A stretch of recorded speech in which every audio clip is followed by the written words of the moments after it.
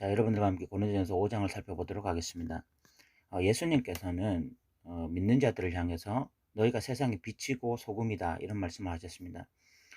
여기서 소금이다라고 말씀하신 것은 우리가 통상적으로 부패 방지 이런 이야기를 하지만 실질적으로 그 복음서에서 말하는 소금이라는 것은 세상을 부패 방지를 위한 그런 소금으로서의 역할을, 그런 기능을 말하는 것이 아니라 소금의 그 고유한 맛을 잃어버리지 말라라는 것입니다. 빛도 마찬가지죠.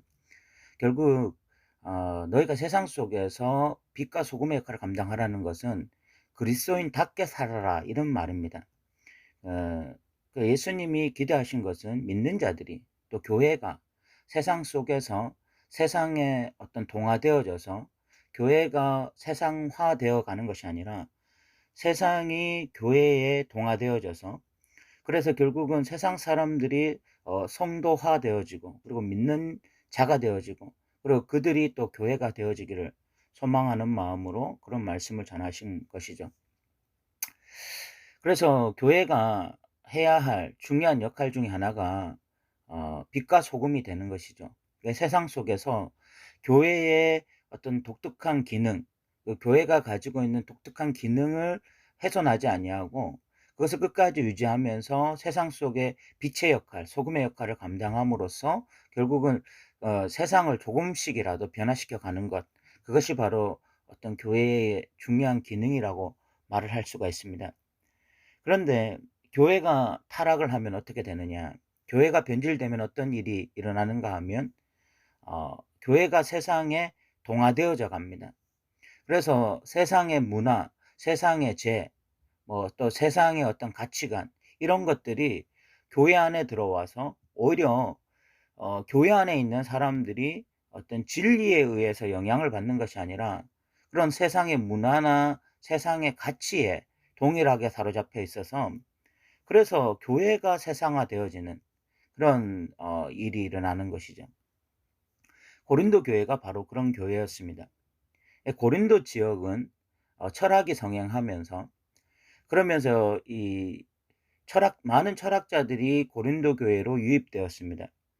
그들은 많은 대중들 앞에서 자신의 철학에 대해서 강의를 하고 그리고 이렇게 설파를 함으로써 후원자를 찾아내기를 원했어요.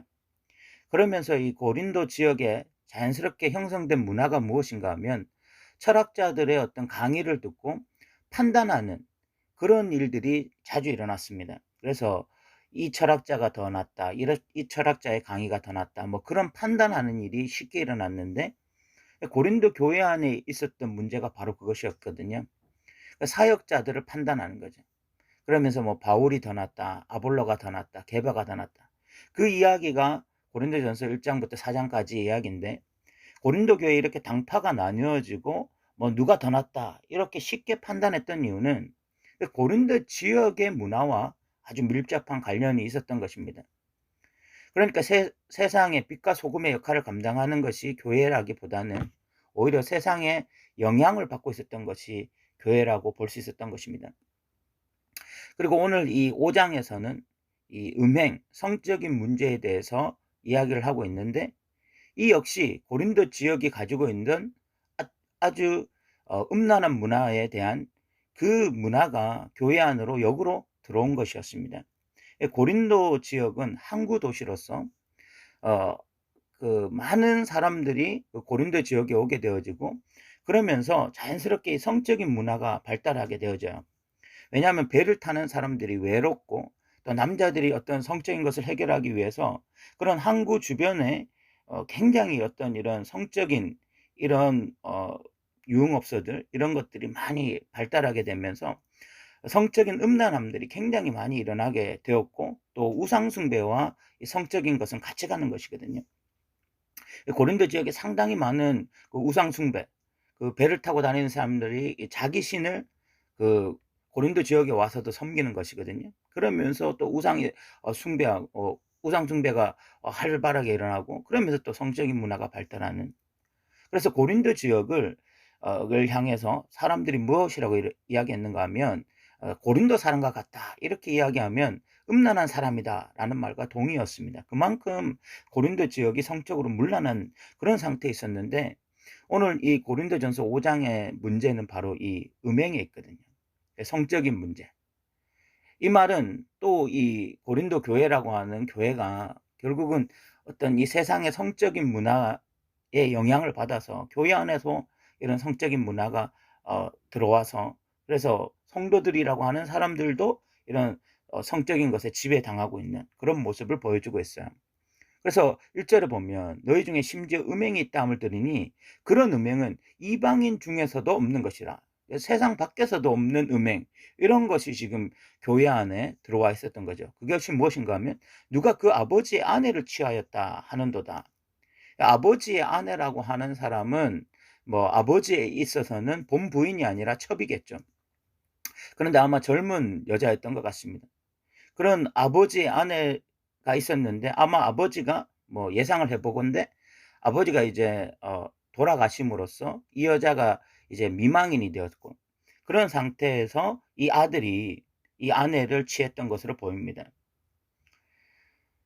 어 뭐 실질적으로는 자기의 친어머니는 아니지만 그러나 아버지의 아내이기 때문에 자신의 어머니라고 할 수 있는 여자인데 그런 여자를 취했다고 하는 것은 이거 굉장히 성적으로도 끔찍한 일이고 이건 뭐 윤리적으로도 상당히 문제가 되는 그런 일이었습니다. 여하튼 이런 일이 교회 안에서 발생한 거죠. 그런데 더 큰 문제가 무엇인가 하면 2 절입니다. "그리하고도 너희가 오히려 교만하여져서 어찌하여 통한이 여기지 아니하고 그 일 행한 자를 너희 중에서 쫓아내지 아니하였느냐." 1 절의 문제도 상당히 큰 문제죠. 아버지의 아내를 취한 것 이것도 정말 이 윤리적으로도 그렇고 또 이 성적인 부분도 그렇고 굉장히 문제가 되는 부분인데 저는 이거보다 더 큰 문제가 2 절이라고 생각합니다. 고린도 교회 성도들이 이 사람을 쫓아내지 않았다는 것입니다. 그냥 방치해 두었다는 것입니다. 그러면 고린도 교회 성도들이 왜 방치를 했을까요? 이 사람을 왜 쫓아내지 않아야 했을까요? 왜 출교하지 않았을까요? 저는 그 이유가 무엇이냐고 묻는다면 저에게 제가 생각에는 고린도 교회 성도들이 이 사람들도 어느 정도 성적으로 지금 다 노출되어 있기 때문에 이런 성적 문화의 지배를 받으면서 이 일이 얼마나 심각한 일인지 이런 음행이 얼마나 하나님 앞에서 문제가 되는 일인지에 대해서 굉장히 자각하지 못한 거죠. 크게 자각하지 못한 것입니다. 그래서 통한이 여기지 않는 그래서 애통하지 않는 이런 문제에 대해서 심각성에 대해서 뼈저리게 느끼지 못하는 이런 일이 일어났던 것으로 그렇게 보여집니다. 교회가 이런 사람을 계속 용인할 수 있었던 이유가 이런 음행의 문제가 얼마나 중요한 문제가 얼마나 큰 문제에 대해서 크게 자각하지 못하였던 거죠.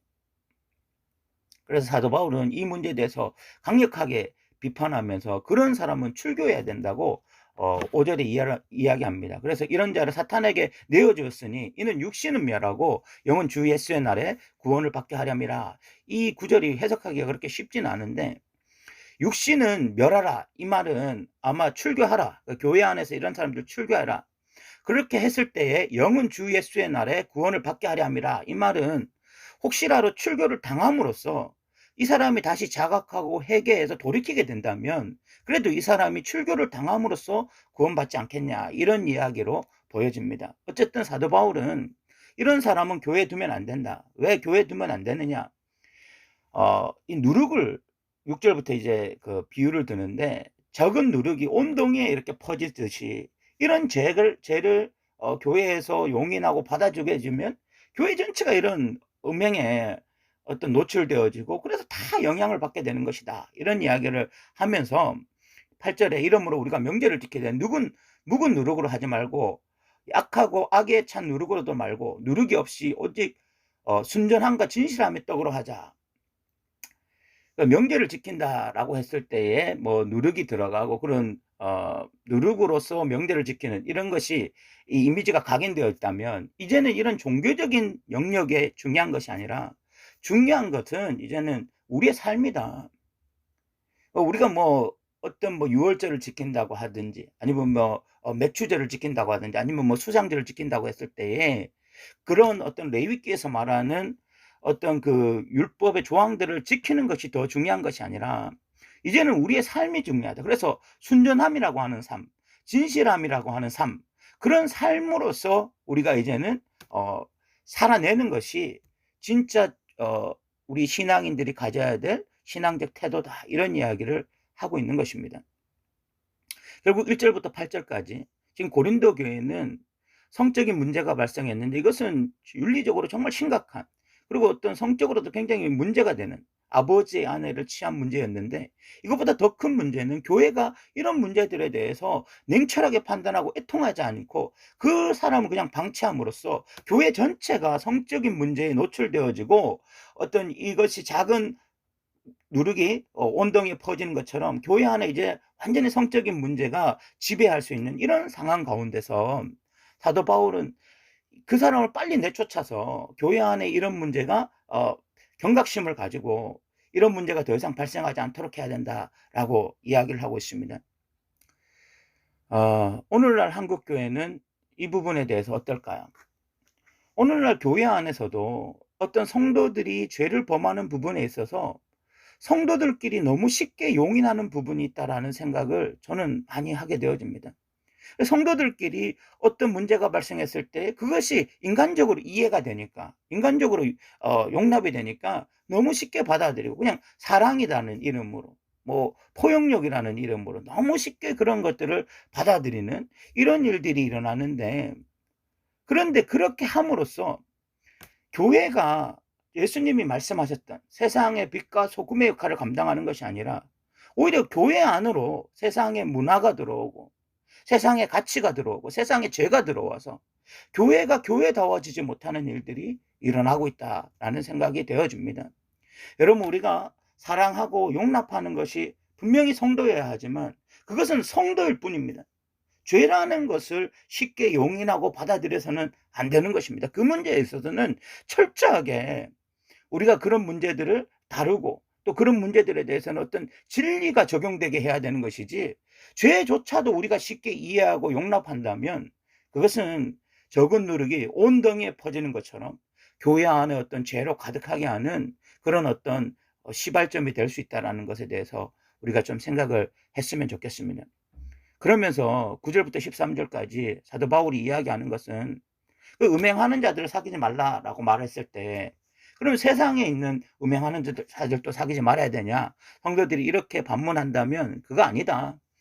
세상의 사람들에 대해서 말하는 거 아니다. 세상 사람들은 어차피 그런 문화 속에서 살아가는 사람들이지만 내가 말하는 것은 교회 안에 있는 사람들, 예수 믿는다라고 하는 사람들이 이런 삶의 방식을 가지고 있다면 그런 사람들은 반드시 출교를 해야 된다라고 이야기하고 있습니다.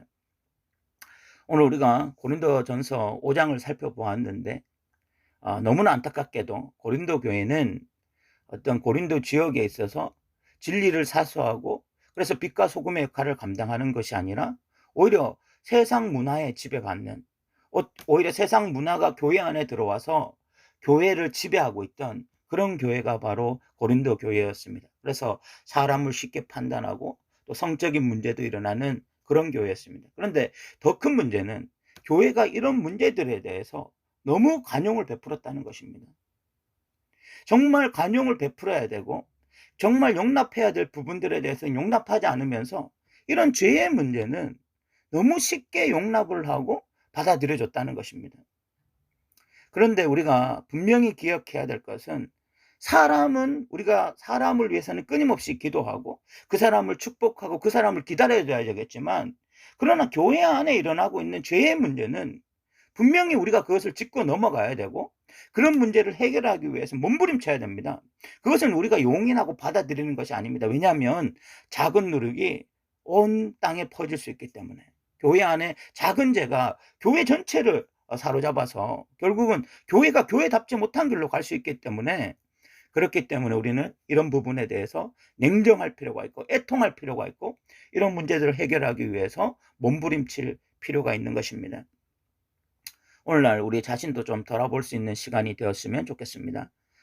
우리는 지금 어떤 세상 문화에, 세상 가치에, 세상 죄에 정말 영향을 받고 있을까요? 아니면 우리의 어떤 믿음이, 우리의 신앙이 세상에 영향을 끼치고 있을까요? 우리 자신을 돌아보면서 정말 이 땅에서 예수님이 말씀하셨던 너희는 세상의 빛과 소금이라고 말씀하셨던 그 말씀이 우리에게도 적용되기를 소망해 봅니다. 오늘 또 들어주셔서 감사합니다.